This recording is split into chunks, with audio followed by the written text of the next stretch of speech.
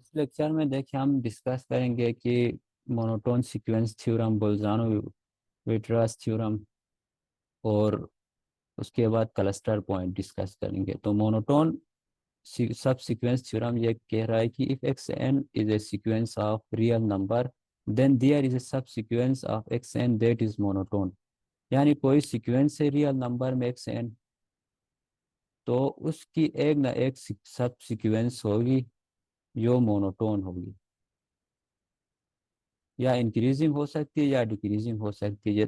जैसे देखें -1 की पावर n डॉट 1/n है, इसका सीक्वेंस बन रहा है -1, 1/2, -1/3, 1/4, -1/5। इस तरह ये देखिए ये सब सीक्वेंस मोनोटोन नहीं है, क्योंकि ये कभी इंक्रीजिंग कर रही है कभी डिक्रीजिंग। लेकिन जब इसकी हम सब सीक्वेंस बनाते हैं, जैसे 8 टर्म की आप सब सीक्वेंस बनाए x1, x3, x4, इनकी सब सीक्वेंस बनाते हैं तो ये -1, -1/3, -1/5 इस तरह से बना रहे हो, ये मोनोटोन इंक्रीजिंग है। लेकिन जब इवन टर्म की सब सीक्वेंस बनाते हैं तो ये 1/2, 1/4, 1/6 इस तरह से ये मोनोटोन डिक्रीजिंग है। तो सिंपल मोनोटोन सब सीक्वेंस थ्योरम ये कह रहा है कि अगर आपके पास कोई कोई भी सीक्वेंस है रियल नंबर, तो उसकी एक ना एक मोनोटोन सब सीक्वेंस एग्जिस्ट करेगी।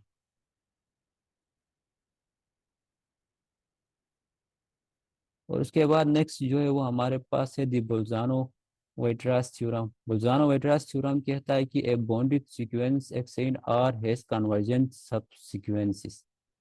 यानी जितने भी बॉन्डेड सीक्वेंसेस हैं उनकी सब सीक्वेंसेस कन्वर्जेंट है, हत्ता कि ओरिजिनल सीक्वेंस कन्वर्ज ना भी हो तो उसकी सब सीक्वेंसेस कन्वर्जन हो सकती है। जैसे -1 की पावर n है, इसकी ओरिजिनल सीक्वेंस है -1, 1, -1, 1 इस तरह से है। तो ये bonded subsequence, bounded sequence है। जब हम इसकी सब सीक्वेंस बनाते हैं तो एक सब सीक्वेंस ऐसी जरूर मिलेगी कम अज कम जो बॉन्डेड होगी, जो कन्वर्जेंट होगी सर। तो ये कह रहा है कि बुल्जानो वेट्रास थ्योरम की जितने भी बॉन्डेड सीक्वेंस हैं रियल नंबर, उसकी एटलीस्ट वन कन्वर्जेंट सब सीक्वेंस होगी। तो इसमें देखिए जब हम इसकी इवन नंबर की सीक्वेंस बनाते हैं तो ये 1 को कन्वर्ज करती है, और ऑड नंबर की सीक्वेंस बनाते हैं तो ये -1 को कन्वर्ज करती है। इसी तरह एक और सीक्वेंस एक्स एन हम डिफाइन करते हैं 1, 2, 3, 1, 2, 3 इस तरह से एक सीक्वेंस बन रही है। तो इसमें देखिए 3 सब सीक्वेंसेस ऐसी बन रही जो कन्वर्जेंट हो, एक 1 को कन्वर्ज कर रही, दूसरी सीक्वेंस 2 को, और तीसरी सीक्वेंस 3 को कन्वर्ज कर रही है। तो इसमें प्रूफ देखे सिंपल है। Suppose X N is bounded sequence, तो एक्स एन बॉन्डेड हो तो know by monotone sequence theorem that X N has monotone sub sequences. Monotone sequence theorem कह रहा है कि every bounded sequence has monotone sub sequences. तो जब monotone सब सीक्वेंस बना रहे तो मोनोटोन का मतलब यह है कि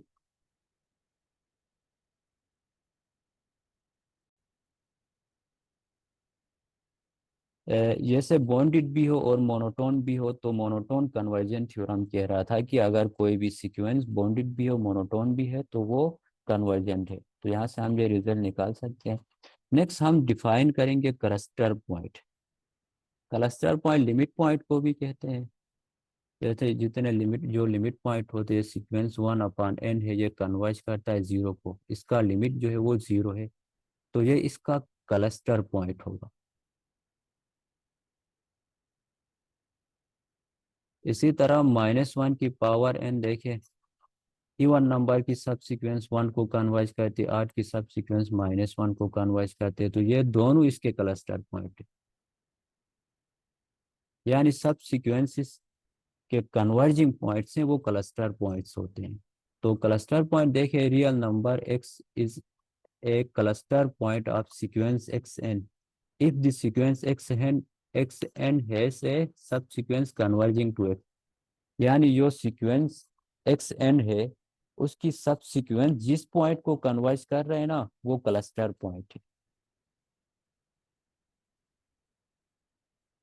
उसके बाद एक थ्योरम है, थ्योरम ये है कि a bounded sequence in R converges. यानी bounded sequence in x n है converges if and only if it has unique cluster point. यानी जितने भी बॉन्डेड सीक्वेंस हैं वो कन्वर्जन तब हो सकते हैं जब उनका क्लस्टर पॉइंट यूनिक हो। जैसे 1/n है, ये कन्वर्ज करता है 0 को, इसका क्लस्टर पॉइंट यूनिक है, सिर्फ और सिर्फ एक है, तो ये कन्वर्जन सीक्वेंस है। और -1 की पावर n देखिए, इसके क्लस्टर पॉइंट कितने, 1 है और -1 है, तो इसका क्लस्टर पॉइंट यूनिक नहीं है, तो इसलिए ये कन्वर्जन नहीं होगा। इसके बाद है sequence xn in R diverges if and only if it has more than one cluster point or it is unbounded। या अनबाउंडेड हो या more than one cluster point. जैसे देखें -1 की पावर n में 2 क्लस्टर पॉइंट है, 1 से ज्यादा है, तो ये डाइवर्जेंट होगा। इसके बाद देख कुछ एग्जांपल्स है यहाँ पे।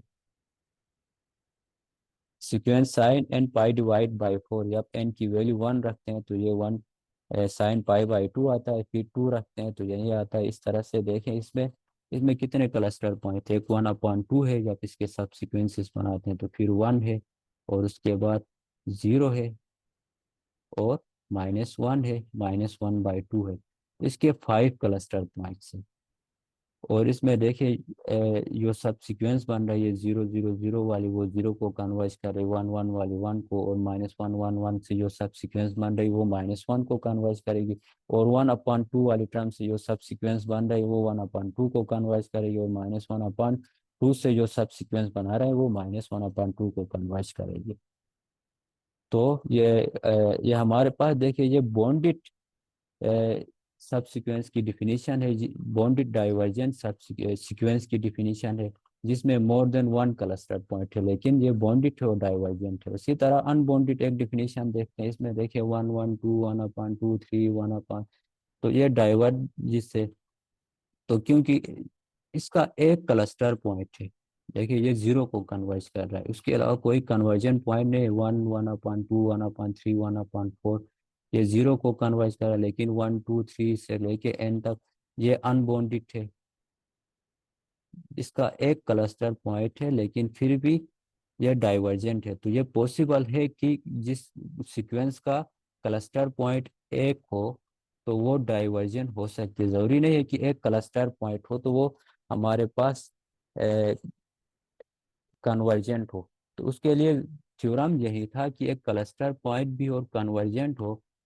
उसके लिए ये थ्योरम था कि देखिए, a bounded subsequence, bounded sequence होना जरूरी है। A bounded sequence in R converges if and only if it has unique cluster point. तो कन्वर्जन के लिए जरूरी है कि बॉन्डेड सब सीक्वेंस हो और क्लस्टर पॉइंट यूनिक हो। अगर क्लस्टर पॉइंट यूनिक है लेकिन बॉन्डेड नहीं है सीक्वेंस, तो फिर भी यह हमारे पास डाइवर्जेंट होता है।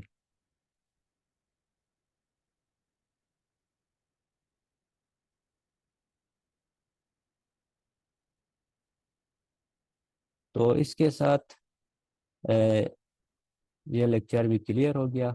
बाकी नेक्स्ट जो लेक्चर है वो अगली वीडियो में हम डिस्कस करते हैं। और नेक्स्ट हमारा जो लेक्चर होगा वो काशी सीक्वेंस के बारे में होगा, और काशी सीक्वेंस बहुत इंपॉर्टेंट है, उसको हम नेक्स्ट में डिस्कस करते हैं।